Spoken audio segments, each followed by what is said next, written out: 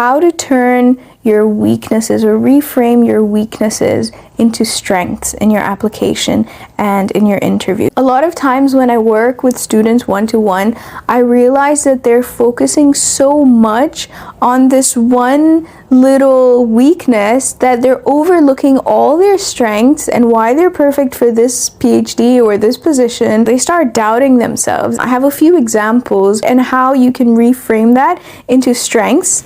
And look at my notes, they're so pretty.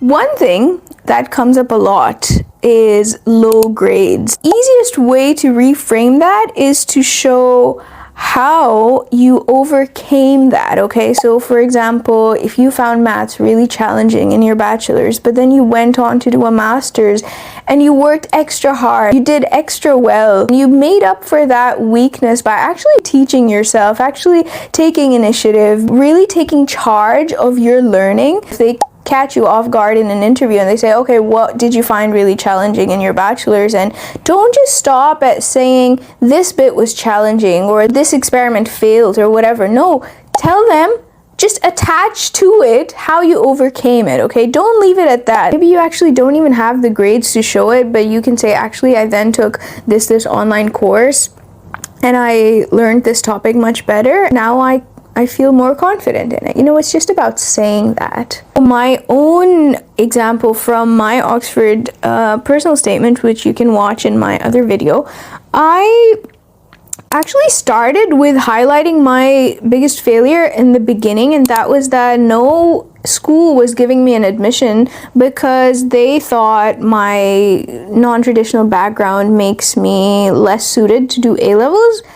But then actually, in the next line, I showed them how I completely flipped that, and I worked so hard that I ended up getting like 3 A stars and a world ranking, like the highest marks in physics, because I had to work extra hard. That little weakness pushed me to study extra hard and do extra well, you know? So again, use these stories as a narrative of resilience. Number 2 is, for example, if you are switching fields. This was a person who was moving from microbiology and genetics into cancer research and genetics, and kept feeling like, you know, maybe this is why they're being rejected, because their research experience is not exactly in this field. And I kept telling him, no, actually, this is so common in science. One of my collaborators for my PhD at Oxford, he was a pure computer scientist, okay? But he then started working in a cancer lab and actually developing software to help us analyze our biological data from tumor samples much better. And he could do that because he had the computer science background. My own professor at Oxford, he was a yeast geneticist and he moved into cancer research, and now he's an amazing cancer researcher. A lot of the postdocs in my lab were actually yeast geneticists, and they would make fun of sometimes cancer biologists being like, oh, this paper is talking about this now? I mean, we knew this from 10 years ago, you know? So coming from a different field actually made them better in this new field because they could bring a fresh perspective, and this is what science is about. This is what research is about. And so never feel that you coming from a different background is a weakness. It's actually one of your greatest strengths, and you should actually highlight that in your application and also in your interview. So you can say things like, coming from engineering, I don't have a biology background, but actually that outsider's perspective helps me ask different questions and see things differently, and I'm actually interested in applying those engineering principles into biology. Another example, I worked at the Stem Cell Institute in Cambridge, but my PI was a pure physicist. The other PhD students, they had undergrads in physics. This like creates a whole new field of biophysics where you have physicists studying biology, and we need to study the physics of cells and things like that. So you see, there are so many cool examples of this. Entire new fields are born because of people jumping between things, and interdisciplinary research is becoming even more like important these days. Biology and physics makes biophysics. Biology and computer science made bioinformatics. It is such a cool time to actually bring your experience from one field into another. So I hope that inspires you. So play it as a strength. It is a strength, okay? Another is, for example, you don't have the right type of research experience. So for example, you want to go into a lab that does a lot of experimental stuff, but they also do some computational, and you are stronger in the computational side. Use that as a strength, because they're going to need someone who does computational. So I was working with a lady yesterday actually, and she was underselling herself and thinking that, you know, oh, I don't have this kind of experience. They do a lot of this genetic engineering and stuff, but I am more on the computational. So I was like, girl, they're going to need someone to analyze all the data that they produce, to do the benchmarking, to produce the pipelines and the frameworks and things like that. So think about, where can you contribute to this lab? What could they be missing maybe? And what makes your experience perfect for that, you know? So position yourself as the person that they actually need to work with, they need for their research, and they're going to take you on. It's not about not having that experience. Why would they actually hire everyone who has the same experience? No, they will always have a gap. You can fill that gap. Bring in your experience as a strength, not the fact that you are missing this bit, which is your weakness. No, but play into your strengths. Get it? Get it? Another thing people worry about is like a gap in your CV where, you know, maybe you didn't do research for a few years and you're coming back now, or, you know, you did something else, you did something creative, blah, blah, blah. If they ask you about that, again, it's a strength. It makes you a more unique person, a more holistic person who's not just interested in one thing. You're interested in so many things. So for example, my PhD examiner at Oxford, he did his PhD, and then he went, and for 10 years he worked as like a software developer or an app developer or something, and then he came back 10 years later and became a PI at Oxford in bioinformatics kind of methylation side. What gave him that edge again is his experience with that whole computer science software development thing. So if you want to do creative pursuits, if you want to go and set up a business or whatever, all these skills are going to make you come back with a bang. When I think about my own career,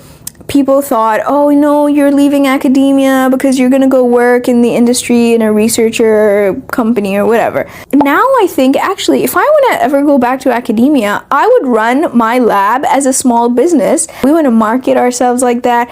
We want to have goals, really precise deadlines like that, and a lot of times academia doesn't work that way. So I was thinking, you know what, actually these are all skills that I've learned that are going to be transferable. If you had to take a gap because you couldn't find jobs or a PhD and you kept applying, you know, for a year or something, and they asked you, okay, what have you been doing in the meantime? Say things like, oh, I've been still keeping up to date with the literature in my field, I've been reading around, I've been doing this online course in the meantime, and in the meantime I was working here, which isn't related to my PhD, but I learned these skills during this time, which I will be able to apply in my PhD. So I feel very ready to do a PhD. These are all skills that you're gonna learn. These are gonna build you, whether it's soft skills or any other type of growth, being more organized, being more of a leader, taking initiative. Everything you do in life teaches you something. Every single experience teaches you something. Nothing is ever wasted, and it makes you a more holistic person with so many like different skills that you're gonna bring them all together into your next job, into your PhD, into your postdoc. So never shy away from that, okay? Never shy away from different experiences. Go for it. Go for it.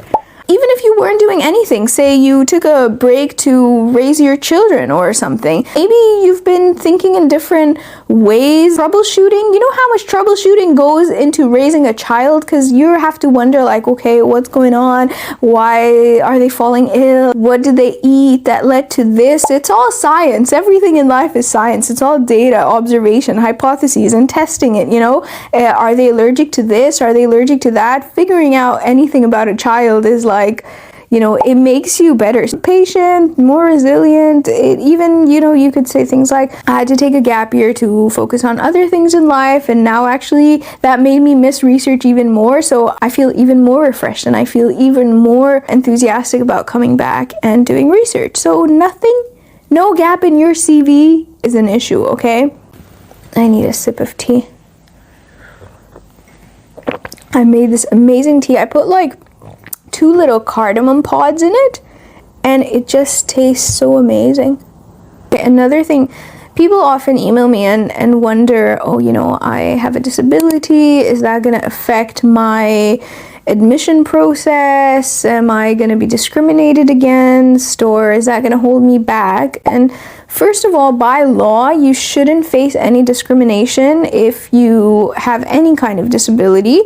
And oftentimes you can ask for unique measures. So for example, if you're dyslexic, you can ask for extra time in exams at Oxford and every UK university. I've seen this. Also, sometimes you can ask for special measures in interviews. Maybe you want to be given the questions in advance, you know, sometimes they can do that. So believe in yourself and your ability. Again, I have so many examples in Oxford. I've seen people thriving. I had two friends who were visually impaired, and they never let that get in their way of chasing their dreams and coming to Oxford, and they were such active students in society. One of them was like the president of the African Society in Oxford. Another friend, she actually is an activist as well for the rights of people who are visually impaired, and she's been doing such cool work and giving talks at conferences and things like that. You know, we are all born with different circumstances, different backgrounds, and you might see this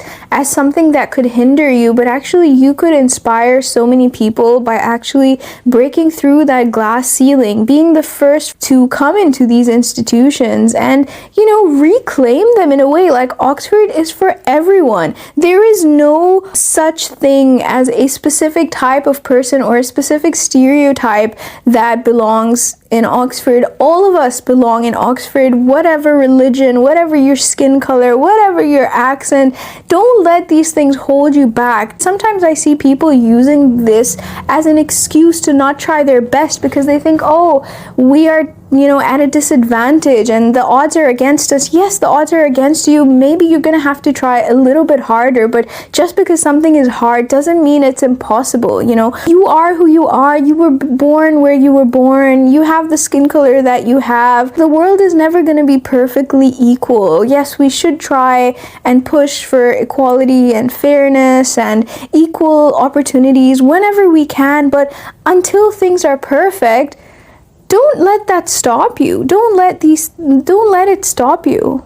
You can break those glass ceilings. You can overcome those barriers. You can inspire others and you can pave the way for other people. You can succeed and you will succeed. So don't let those beliefs hold you back. I've seen people from every walk of life in Oxford. It's so international, especially the postgraduate community. Every background, every accent, every skin color, different personalities, different, I don't know, you can be loudmouthed or quiet or extroverted or introverted or nerdy, or, you know, everyone is appreciated here. The thing that connects us is that we all love learning. We're all passionate about our subjects. We all want to do something in the world. We want to give back. We want to do our best. We want to excel, and that's what really unites us. And we all belong here. Oxford is for all of us, okay? And I think I'm gonna cry now. So yeah, come claim Oxford. This is your town. This is your university. And I will see you in another video. Bye. And I'm gonna go cry.